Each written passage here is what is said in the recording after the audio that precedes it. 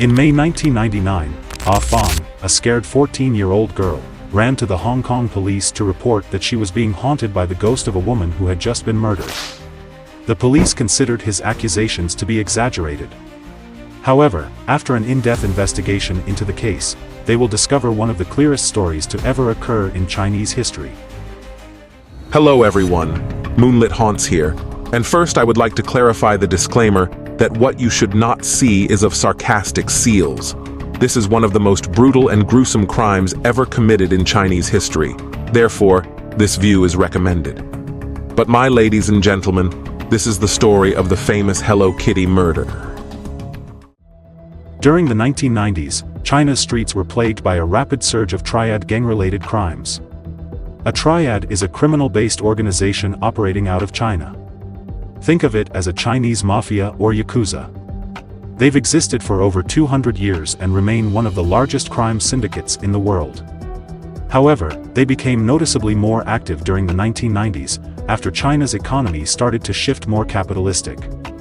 Markets were less regulated, and triad gangs saw this as an opportunity to make bank by conducting illegal activity. Thus, murder, drugs, prostitution, and loan sharking were a few of many illegal practices that dominated China's streets, especially in big cities like Hong Kong. Which is where our story takes place. Meet Fermin Yi, a young Chinese woman just struggling to get by in her day-to-day life. She was born in Shenzhen, China in 1976, to a cold and uncaring family that often neglected her. When she was a child, her parents abandoned her and left her an orphan. Eventually, the Mentawai girls' home took her in. But due to strict age restrictions, facing a harsh upbringing and unforgiving circumstances, she returned to the streets at the age of 15. So she turned to drug addiction, petty crime and prostitution to survive. She began working as a dancer at the Empress Karaoke nightclub in Kowloon's red light district. She also married one of her clients, a man named Ng Chi Yun, and they would have a child in the next 2 years. However, they were both drug addicts. So they ended up making each other's habit. Even as their marriage progressed, fans slowly began to see the woman's true colors. He was extremely abusive. And the neighbors in their apartment often woke up to heated arguments and the sound of their son crying. Fen finally decided that she had had enough and made the difficult decision to leave her husband and stop working as a prostitute and try to be more mindful. Money is becoming a growing problem, though. But she soon found herself assaulted again and continued to work. In 1997, she began working at a brothel called Romance Villa. Unfortunately, it was a common hangout for Hong Kong gangsters. By crawling with gang members, pimps, and loan sharks for people who want to stay away from, people like Chen Menlo, 34, a regular brothel pimp, drug dealer, and leader of the gangster triad. He soon became familiar with the Fern. And as they began to meet more and more, the relationship turned sexual and addictive. One day, during one long period of time, Fen stole Chen's wallet containing 4,000 Hong Kong dollars, which is about $500, the equivalent of $1. She had no idea that she had just made a mistake that cost her life. That's when Chen realized his wallet was missing. He immediately became suspicious of Fen. When confronted, she admitted taking it and was forced to pay, by using his power and authority. He made sure she paid back every cent plus an extra 10 grand in interest, but decided that this wasn't enough. He planned to overthrow her. On March 17, 1999, Chen hired two of his subordinates, Uncle Gyi Lin, 21, and Uncle Xiang Qi, 26, to kidnap Fen from Chen's apartment. He took him to another apartment at number 131 Granville Road. She was taken to a room on the 3rd floor, where she will be held captive for a month. Surprisingly, the apartment was filled with Hello Kitty items, a small kitchen, sheets, curtains, and dolls. It was a rather eerie and ironic scene, a pink, innocent, and cute scene, unlike the evil actions that took place here. The original plan was to force her into prostitution under close supervision. Chen kept 100% of her income, but when they hung around the apartment, bored and taking drugs, they came up with Plan B, which they believed would be more fun. To start cruelly torturing her. For most people, brutally torturing someone who stole from them would be unthinkable. However, it doesn't come as a surprise when dealing with vicious triad gang members who kill people on a daily basis.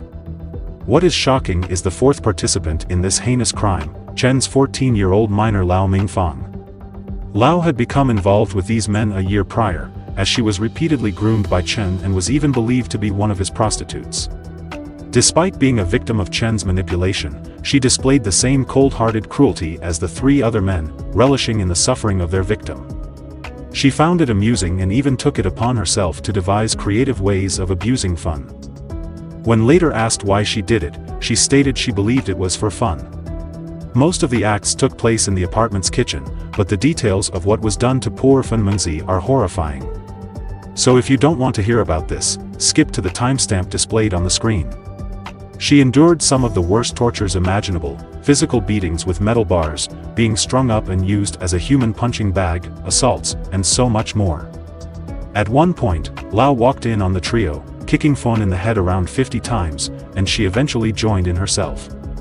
Spices and oils were used to irritate her wounds and cause her further pain. They also poured hot candle wax and plastic onto her legs and feet until they became infected. She was also forced to consume the most disgusting things you could imagine. While these acts may already seem like the most degenerate, wicked things one human could do to another, these four individuals reached a level of evil beyond comprehension. While torturing Fun in the most brutally inhumane ways, they forced her to smile and laugh while this was happening, threatening more intense beatings if she didn't comply. She was often left tied to the ceiling with wire all night, malnourished and broken. Over the course of the month, the beatings continued until the group eventually got bored of it. They claimed she stopped reacting as intensely to the pain and it was no longer enjoyable. In her final days, Fun lay stiff and motionless on the bathroom floor of the apartment, succumbing to her injuries between April 14th and 15th of 1999. One day, Lau woke up in the apartment and found Fun dead on the bathroom floor, so she let the others know. But they weren't the least bit concerned. They even went out later that day to play video games at a local arcade and came back to the apartment to go to sleep for the night. The next day, Chen was on another drug kick and finally decided to dispose of the body. He gathered Ling Xiangqi and Ling Gilin and stated, "Now she must be destroyed, she will go into thin air." They then embarked on a 10-hour-long process to get rid of the body. She was put in a bathtub where they butchered her remains and began storing it in plastic bags in the refrigerator. They later began boiling the meat on the stove to keep it from smelling, and when they got hungry, they cooked a ramen lunch on the burner right next to it. And I kid you not, they used the same exact spoon to stir both pots. But at this point you may be thinking, they already killed the girl, so why is it called the Hello Kitty murder? Well, that's because of what happens next. After they severed her head in the bathtub, they found a Hello Kitty mermaid plush that was laying around the apartment and they concealed it inside of the doll and sewed it shut. To this day, nobody knows what the motive was for putting the head inside of the doll, but judging from the group's tendencies to hurt people for their own amusement, they probably just did it as a last FKU to the victim and thought it was funny. But finally, after all the preparations had been made, they threw most of her remains in the dumpsters outside the apartment, along with the Hello Kitty doll, while restoring the rest in the refrigerator. Inside also laid some of her teeth and a necklace that she had been wearing. Over the next month, the four criminals were filled with pride over the fact of getting away with murder, that is, until strange things began to happen. In the weeks following the murder, we return to the story of Ah Fang, the 14-year-old girl who claimed to have been tormented by the spirit of Fan Min-yi. As mentioned before, she manically rushed to the police station to report her experience. Except she didn't come here just to report a ghost sighting, she also came here to report herself. Ah Fang was actually Lau Mingfang, the same 14-year-old that assisted in Fan's murder. Ah Fang was actually an alias the police gave to her to protect her identity. She claimed that if she didn't confess to the crime then she would continue to be haunted by the spirit, so she spilled it. Every vile, disgusting detail of what happened. Not only did she lead the police to the remains of the victim, she also ratted out the three other men involved in the crime and agreed to testify against them in court.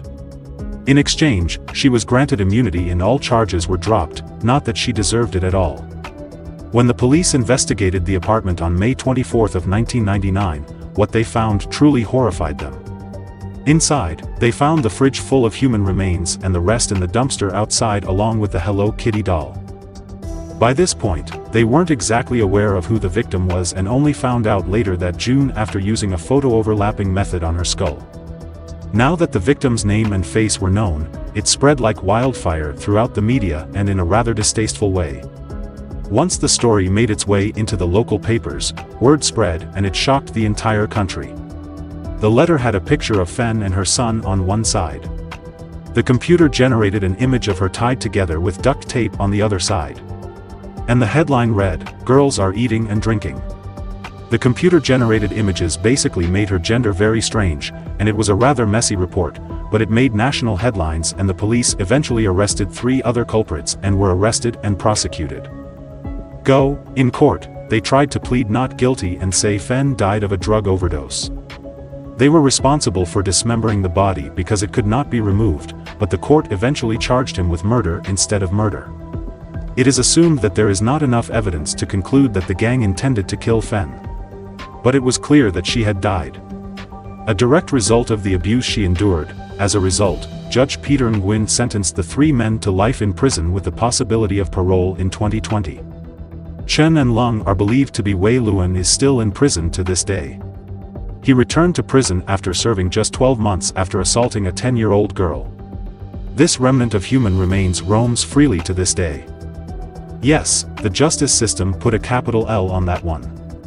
This story has a rather happy ending, though. The apartment building where the murder took place was demolished in September 2012. Later in 2016, it was renovated to become the current Soviet hotel.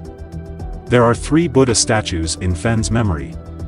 Her son also survived and is believed to be living in Singapore to this day.